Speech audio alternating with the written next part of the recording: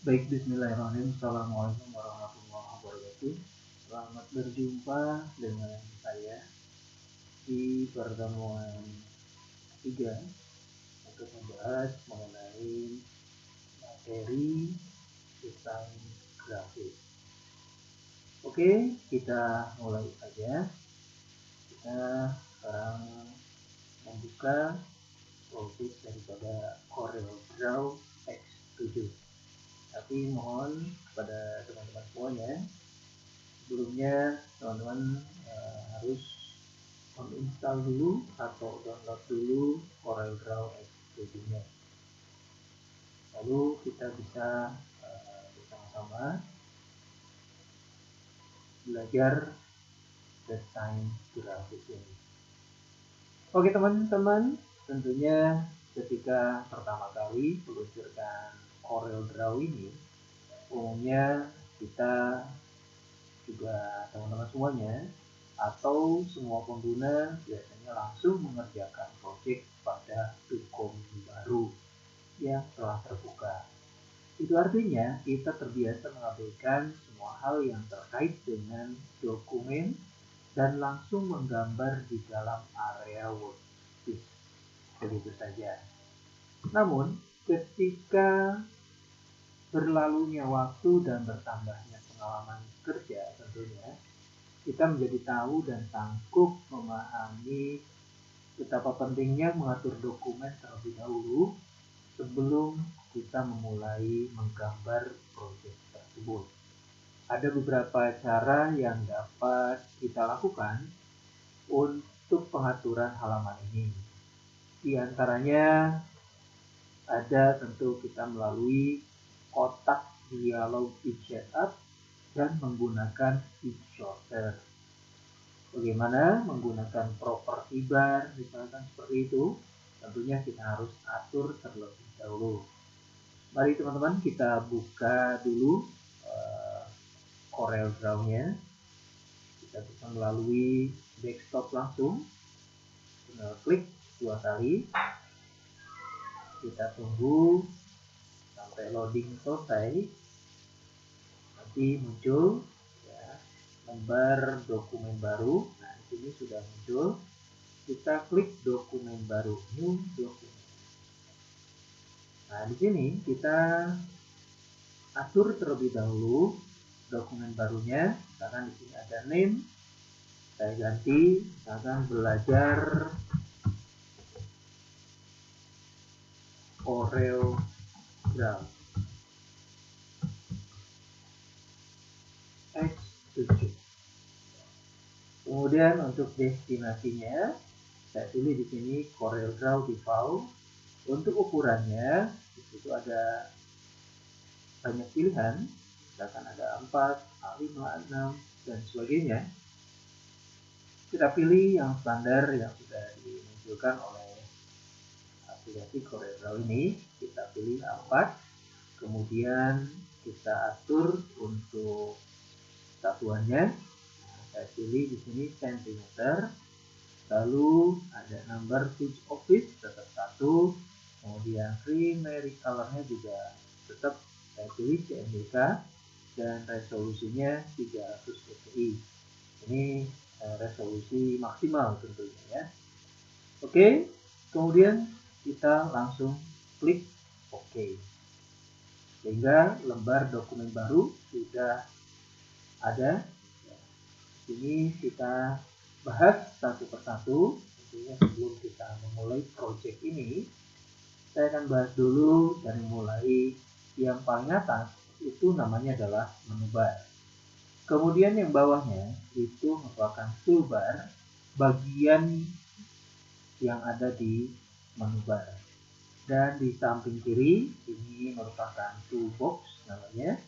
Nah, ini adalah merupakan alat kerja untuk membuat berbagai macam objek yang kita tentukan tentunya di lembar tersebut. Kemudian di sebelah kanan di sini tertera ada color ya, atau untuk memberikan sebuah warna di project atau di gambarnya. Ini pilihan daripada warnanya. Oke, Tentunya kita mengatur dokumen di dalam properti bar ini. Di sini ada bagian-bagiannya. Ya, bagian-bagian tersebut ini menunjukkan sebagai alat daripada pengaturan halaman. Ya, misalkan di sini tadi kita buat melalui kertasnya A4 misalkan. Kemudian ini ukurannya ya kita pilih cm ya. Kemudian di sini untuk layout kertasnya atau layout objeknya itu ada portrait, kemudian ada landscape. Ya. Kemudian di sampingnya ini untuk menampilkan berbagai macam halaman. Ya, yang kita pilih tadi unitnya yaitu cm atau ukurannya cm. Ya.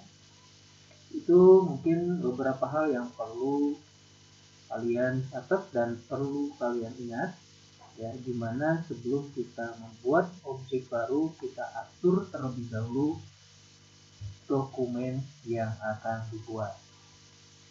Oke teman-teman, kita lanjutkan. Misalkan di sini di toolbox itu ada namanya pick tool ya. Pick tool ini untuk apa?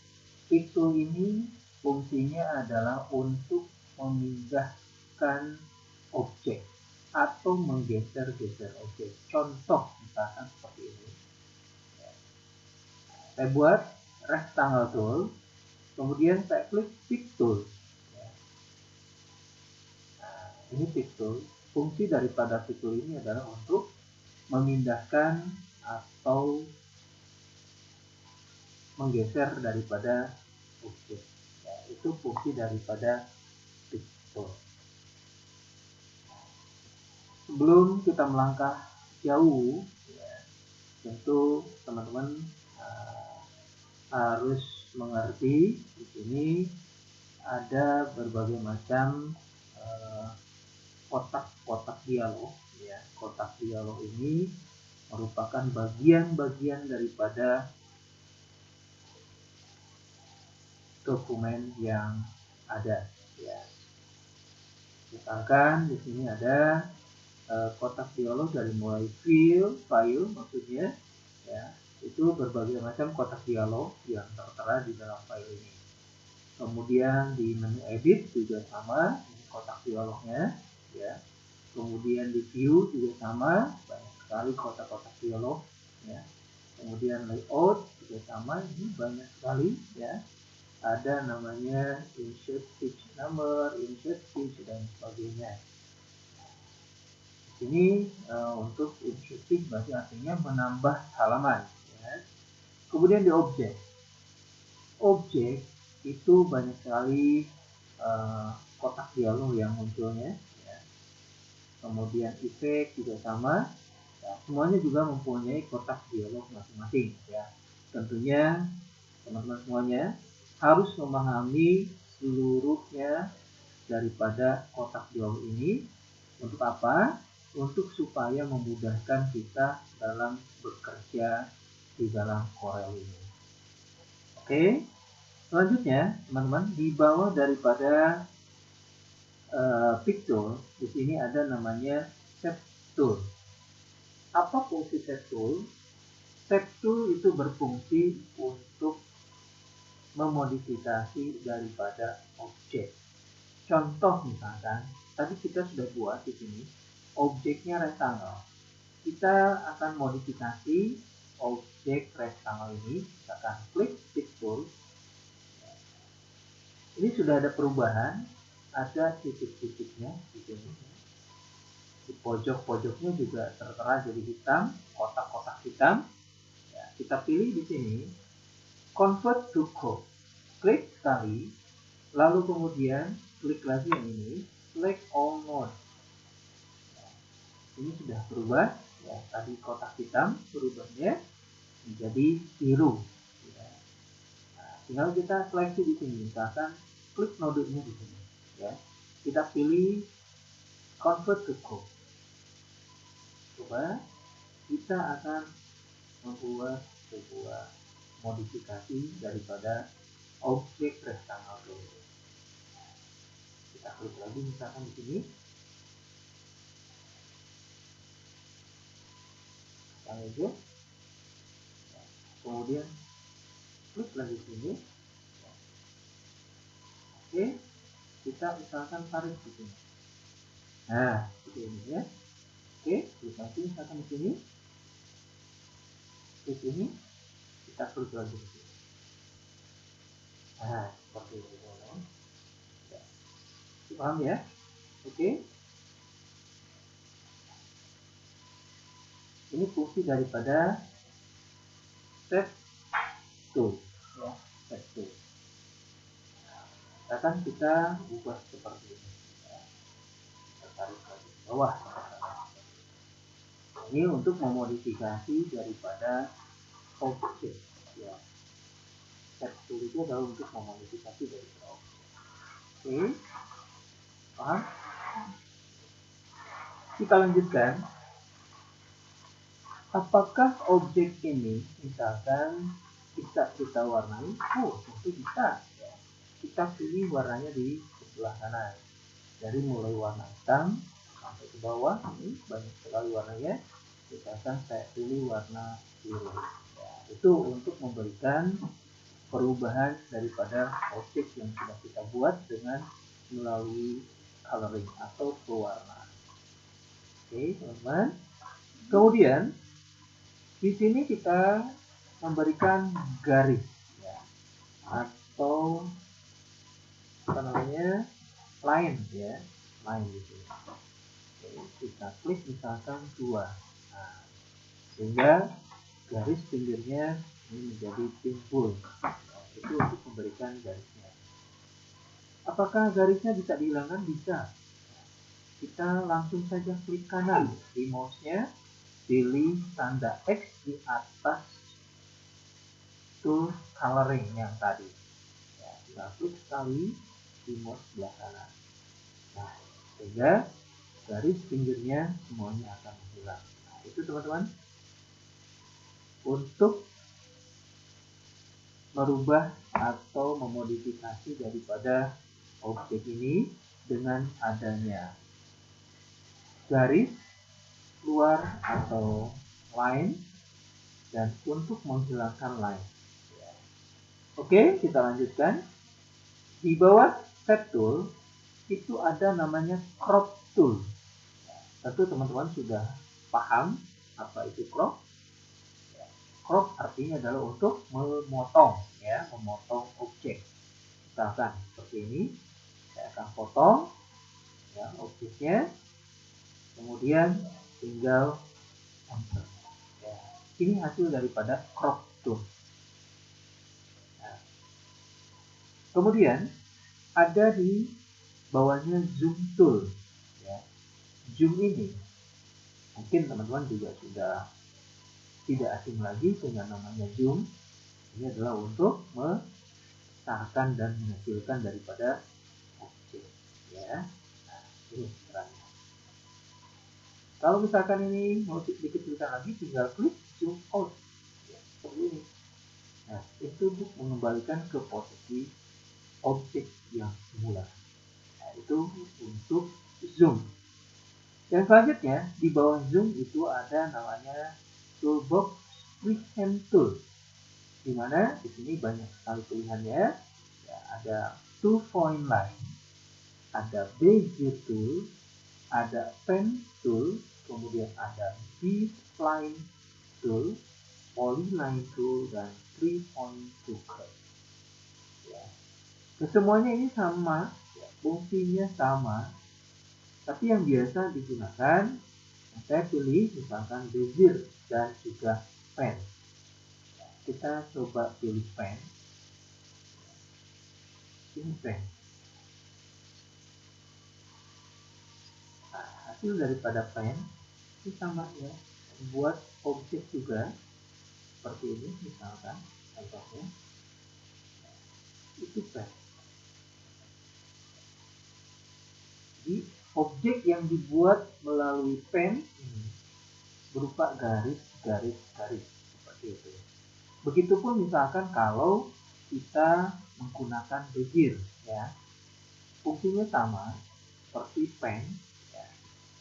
Cuman mungkin ada perbedaan sedikit. Ya. Kalau tadi pen, ketika kita mengklik kursor, ya, ketika kita mengklik kursor, kemudian kursor tersebut digeserkan, itu langsung muncul garisnya.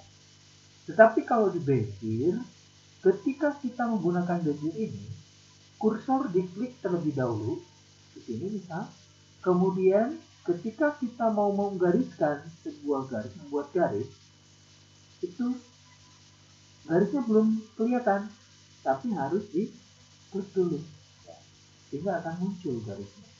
Nah, itu perbedaannya, ya, antara Bezier dengan pen. Kalau Bezier seperti ini hasilnya, ya. Nah, ini Bezier. Tapi fungsinya sama aja, ya, untuk membuat objek baru misalnya. Ya. Oke, paham sampai sini teman-teman? Paham ya, gampang ya. Nah, ini terbuat dari pen, ini dari Bezier. Oke, apakah ini juga bisa diwarnai? Tentu bisa ya. Semua objek yang terhubung itu pasti bisa kita beri warna. Ya. Kita kasih warna kuning, ini kasih warna merah. Nah, asalkan objek tersebut garisnya selalu terhubung, maka secara otomatisasi bisa dikasih warna. Terkecuali kalau objeknya tidak nyambung, tidak terhubung, secara otomatis juga warna tidak akan bisa dibuat. Jadi kuncinya, kalau kita akan membuat warna atau memberi warna pada objek, kuncinya objek tersebut seluruh garisnya itu harus terhubung. Ya. Oke, garis bawahi. Ketika kita mau memberikan warna pada sebuah objek, maka objek tersebut seluruh garisnya harus terhubung. Ya, oke, kita lanjutkan. Ini ada namanya artistic media. Fungsinya untuk apa? Artistic media fungsinya adalah untuk membuat sesuatu hal yang menarik. Misalkan, saya coba di sini ya, saya gariskan artistic media. Nah, seperti ini misalkan. Oke, sembarang aja, tergantung teman-teman menggambar apa. Ya. Nah, untuk artistic media hasilnya seperti ini. Ya. Misalkan di sini kita akan membuat yang lain, ya, modelnya boleh-boleh aja, misal seperti ini kita pilih, ya, itu modelnya. Kemudian ada lagi modelnya seperti ini, ya. Kemudian ada lagi modelnya seperti ini. Itu artistic media. Jadi membuat objek secara artistik. Oke, kita lanjutkan.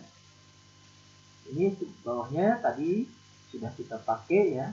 Kemudian di sini ada namanya ellipse tool.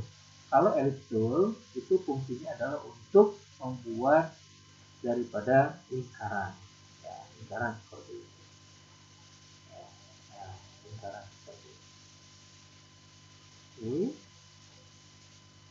Nah, membuat sebuah lingkaran itu menggunakannya adalah ellipse tool. Saya coba pakai warna biru sekarang. Oke. Kemudian di bawah ellipse tool itu ada namanya polygon tool. Polygon tool ini banyak sekali teman-teman ya. Ya. Ada chart, ada compact chart, ada graph paper, kemudian ada spiral, ada basic shape, arrow shape, flowchart shape, banner shape, cloud shape. Ini masing-masing punya gambar ya. Masing-masing punya objek. Misalkan saya pilih star. Star. Artinya ini membuat objek bintang. Nah, seperti ini teman-teman. Ya, objek bintang. Ya. Objek bintang ini bisa kita modifikasi. Yang tadi ujungnya ada 5, ya. Kita misalkan modifikasi jadi 7 atau 8 atau 9 atau 10 misalkan, ya. Seperti ini teman-teman perubahannya. Itu objek daripada star yang bisa kita perbanyak ujung-ujungnya. Adanya di sini, ya. Itu point or size namanya.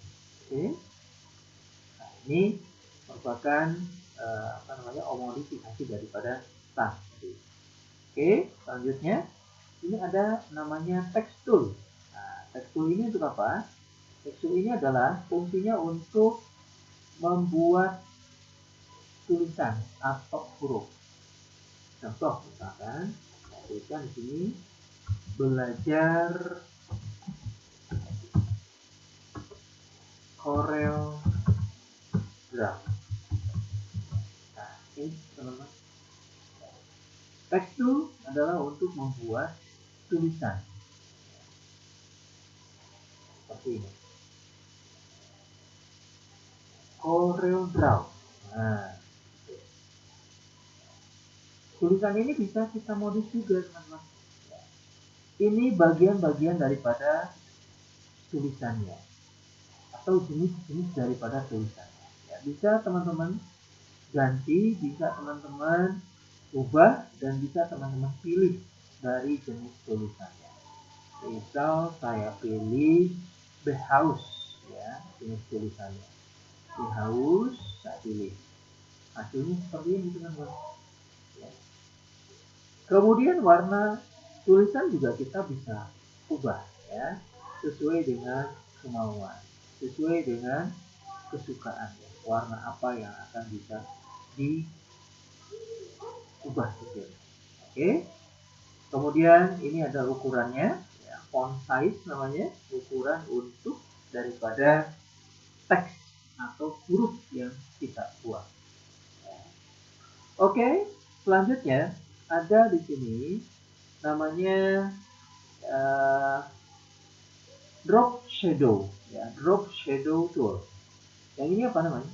Ada parallel dimension tool, kemudian ada straight line connector tool. Kemudian, nah saya pilih ini aja, drop shadow tool. Ya. Di drop shadow tool ini banyak sekali pilihannya. Misalkan saya pilih terlebih dahulu drop aja deh, drop shadow, ya, contohnya drop shadow. Nah, drop shadow ini adalah untuk memberikan sebuah bayangan, ya, bayangan daripada tulisan ini. Misalkan saya tarik, ya, seperti ini. Kelihatan ya, ini ada bayangan. Apakah bayangan ini bisa dirubah? Bisa, teman-teman. Warnanya misalkan kita rubah. Tinggal klik ini, kita misalkan warnanya jadi warna merah. Nah, seperti ini teman-teman. Ya. Jadi warna untuk shadownya itu bisa dirubah-rubah, ya, tergantung selera juga. Nah, seperti ini. Ya. Caranya tadi cukup mudah, ya, tinggal menarik mau ke kiri, mau ke kanan, mau ke atas, misalnya seperti ini, mau ke bawah juga bisa, ya. Nah, itu untuk memberikan bayangannya, teman-teman. Ya. Itu fungsi daripada drop shadow. Lalu kemudian yang selanjutnya misalkan ada namanya transparency tool. Fungsinya untuk memberikan transparansi atau objek menjadi transparan. Ya, misalnya saya pilih objek ini. Ya. Kita tarik misalkan, transparansi toolnya tarik ke bawah. Nah, ini seperti ini teman-teman. Ya, itu fungsi daripada transparency tool. Ya. Itu untuk mengubah objek menjadi transparan. Ya. Sehingga kalau kita satukan dengan objek yang lain, jelas, ya, objek yang di belakangnya itu masih terlihat dengan jelas. Ya. dengan adanya transparansi tool. Oke, paham ya? Kita lanjutkan sedikit lagi. Ya. Selanjutnya ada color eyedropper tool. Ya. Ini juga sama, ya, color eyedropper tool. Nah, ini juga sama untuk membuat pewarnaan. Lalu kemudian di bawahnya ada interactive filter. Ya, ini juga sama untuk memberikan warna. Ya. Dan yang terakhir di sini ada namanya smart filter. Misalkan teks ya, smart filter. Ini saya coba sini misalnya. Nah, seperti ini teman-teman. Ya, kita pilih salah satu objeknya yang akan diubah, misalkan ya, yang akan diubah oleh smart filter. Ini cara teman-teman. Mudah ya. Ini merupakan bagian-bagian yang harus teman-teman ketahui, ya, harus teman-teman pelajari, dan teman-teman bisa berkolaborasi dengan berbagai macam tool-tool yang lainnya. Ini masih banyak yang harus teman-teman ketahui selain daripada yang sudah saya jelaskan. Ya, itu bagian daripada objek yang perlu teman-teman pelajari. Ya, sampai di sini mungkin masih ada yang kurang paham atau bagaimana? Silakan teman-teman bisa sharing-sharing di grup misalkan atau sama teman-teman yang lainnya. Ya, kita belajar sama-sama di sini ya, untuk memberikan apa namanya, ya, sharing sedikit-sedikit ilmu yang kita butuhkan tentunya ya. Nah, itu salah satu daripada kita membahas bagian-bagian yang ada di dalam CorelDRAW. Teman-teman harus memahaminya dan juga teman-teman harus tentunya bisa mahir dengan desain grafis Corel. Mungkin sampai di sini dulu perjumpaan kita untuk pertemuan ketiga ini. Kita ketemu lagi di pertemuan yang keempat. Oke. Assalamualaikum warahmatullahi wabarakatuh.